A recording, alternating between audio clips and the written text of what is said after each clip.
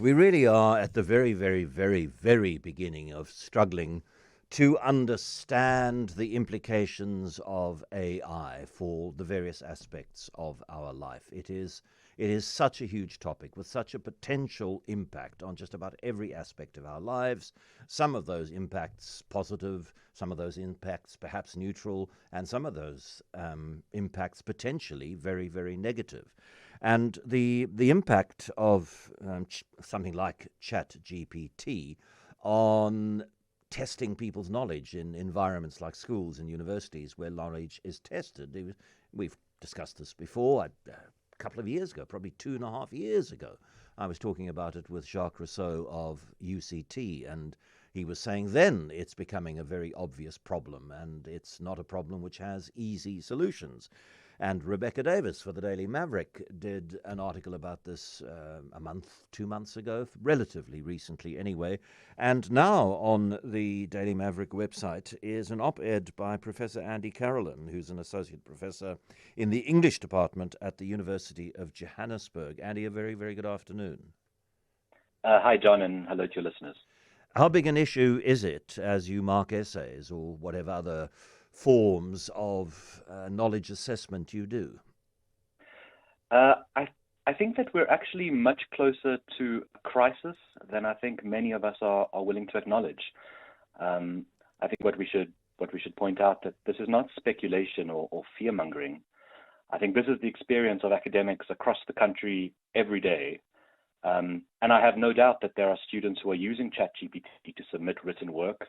I think we all know it, but something that distinguishes ChatGPT from other tools, and we can get into that, is that when it comes to it, we simply can't prove it. What we're finding very often is that with the rise of ChatGPT and AI, is that it's not just that students aren't attempting to write their own work. What we're also starting to find is that students aren't even attempting to read the work or read the prescribed materials. So these students are graduating having never been assessed or expected or taught how to actually think critically. And I think that's it's a crisis for individual students. I think it's a crisis for the economy. And I think it's a crisis for higher education more broadly.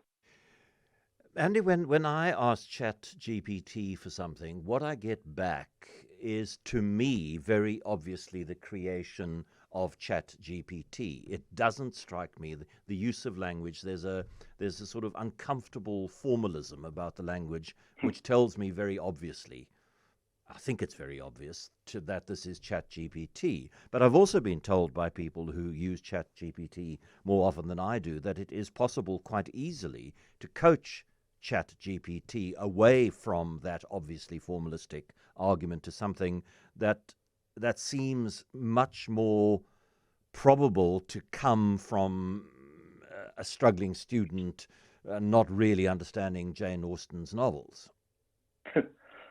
Yes, so I think the challenge is, because you're absolutely right, that ChatGPT has a tendency to flatten language and generate a very kind of generic style. I think the problem is that there is no surefire way to prove that students have used it. So if a student cheats their way through a degree and resolutely stares us down and insists that they haven't used it, there's no surefire way of proving otherwise, which is what makes a difference to kind of challenges posed by the internet and traditional plagiarism over the last 10 or 20 years, is that then we could always trace it back to a specific source, show this exactly where a student's words are exactly the same as someone else's, and have an easy kind of evidentiary standard being met. Where I think here, I don't think that a sense from an examiner or a marker, or even some of the emerging tools that try and track AI language, I don't think any of them would actually stand up in any sort of disciplinary or legal process. And I think that's where we have a key problem. Yeah. Do you discuss this with your students? You're having a touch. You've got 8 third-year students in, and do you say to them, are you using ChatGPT? Why are you using ChatGPT? Are you concerned about the impact on non-understanding of using ChatGPT? So I think for many of them, they are starting to use it, and there are claims by some that they use it ethically. And I'm sure for many of them, they are trying to use it ethically, as a source of information, as a starting point. And I certainly don't want to kind of denigrate every student who's using this newly available tool. But in our discussions, when you tell them that they can't use ChatGPT, they really look surprised. They look shocked. With one student recently asking me, but where are we supposed to get our ideas? And I thought in that moment, and I think in some ways that question is what catalyzed me to write the op-ed in the Daily Maverick, was when students are saying, where are we supposed to get our ideas if we can't have a large language module generate them for us, then I'm deeply, deeply concerned about those students' ability to compete in a labor market and contribute economically with the kind of advanced critical thinking skills and the advanced knowledge and disciplinary knowledge that we would expect a graduate to have. Yeah. So what does one do? When I spoke to Jacques Rousseau of UCT about this several years ago, and they were so how do we assess knowledge understanding differently that cuts out the possibility of presenting as my understanding rather the understanding of ChatGPT? What do you do as somebody who is teaching English in a university context, and what is the university doing? What should the university be doing? Thanks. So I definitely kind of don't want to narrow this down onto one institution, because I think it's a sector-wide challenge. But what we sometimes hear across different players in the sector is that we need to simply embrace AI. And I think this is somewhat kind of disingenuous and unhelpful, because of course AI skills are necessary and they should be taught, but there's no reason that AI should kind of erase and force all the other disciplines to almost collapse under it. And that we can both have kind of courses that teach AI literacy and have very rigid assessment integrity in all the other disciplines and subjects. So I think, obviously there's some important work happening around alternative assessments, and there's some kind of tentative possibilities there, but I think it still remains deeply susceptible to abuse using kind of AI. And then there is the traditional exams in venues with an invigilator where you can't talk and you simply write based on the knowledge that you have. And I certainly think for many, many disciplines, I come from a background where I've studied in the humanities, I've studied in law faculties, I've taught in education faculties.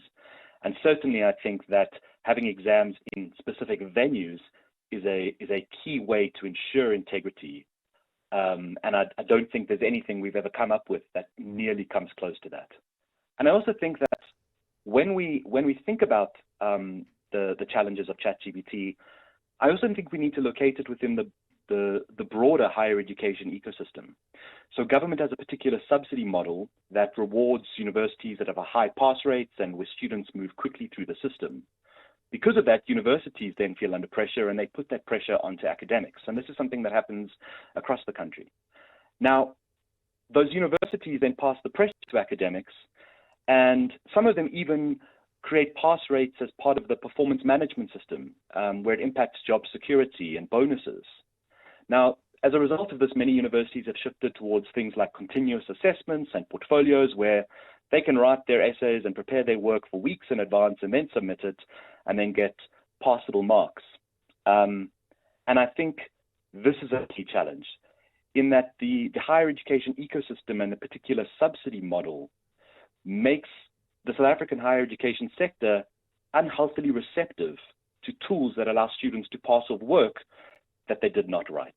And I think there's a broader question there around, I think some institutions that might be disreputable, some of those institutions are making choices where they're deliberately kind of turning a blind eye to this phenomenon, using language of, little links that say this is how to be ethical using AI, when they know that huge amounts of that content is being copied and fraudulently misrepresented as the student's own, but it serves individual academics' interests to have high pass rates.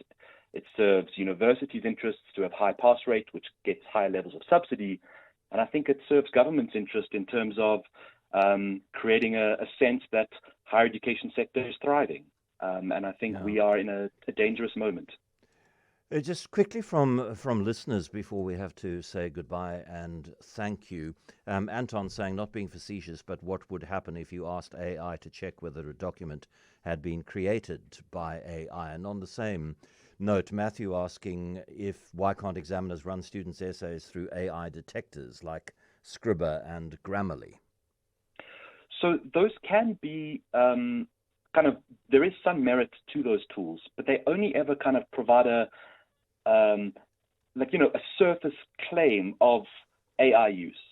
And what I maintain is that when students deny having used AI, even those systems, they're kind of tracking based on like linguistic and language structure, which can't be definitively proven. I've also kind of read that there are some concerns that second language English speakers, their work often, even those who might have done it authentically, often is flagged incorrectly as having been generated by AI for various kind of linguistic and communication reasons. There are deep flaws within that. And while I hope, obviously, we're going to find, in improvements in the way in which these tools work, they simply aren't foolproof. And when a student denies using them, despite having used them throughout 3 years of a degree, there's simply no way we can prove otherwise. Well, you can ask oral questions, but that's not always possible. A couple of well-placed oral questions will determine very, very quickly if the student has engaged with the work to the extent that the proffered essay suggests. Certainly, but I think what we face and I think that can work at, say, honors level, and I've certainly used that strategy with my honors and master's students. However, what we find with undergraduate modules is that in South Africa universities, undergraduate modules can have anywhere from 200 students to 1,000 students, or at one particularly large university, 10,000 students on a module, where students are submitting this kind of written text that could very easily have been mimicked by AI. And when you have 200 students or 1,000 students, and certainly 10,000, there's no way you can kind of implement those sorts of strategies. And therefore, I think we seriously need to return to a model of traditional assessment in invigilated venues that test knowledge and skills, so that the certificates the students receive actually kind of communicate genuine knowledge and skills. Thank you very, very much for a really interesting conversation. Andy Carolin is an associate professor in the English department at the University of Johannesburg. Louis says, what about regular baseline written assessments under controlled conditions? And Rory's contribution on the topic is, I'm a working professional that started studying again. I recently completed a BTech at CPUT in 2015 when ChatGPT was obviously not around. I find using the AI assistant in higher education a great tool in terms of understanding a methodology or drawing light onto a concept within my assignments. I then use that knowledge to find edu documents or papers to reference in my writings. Well, Rory, you're doing it ethically. The problem is that it appears that a lot of students are not doing it ethically. They're going one step further and saying, write me an essay in response to this essay assignment.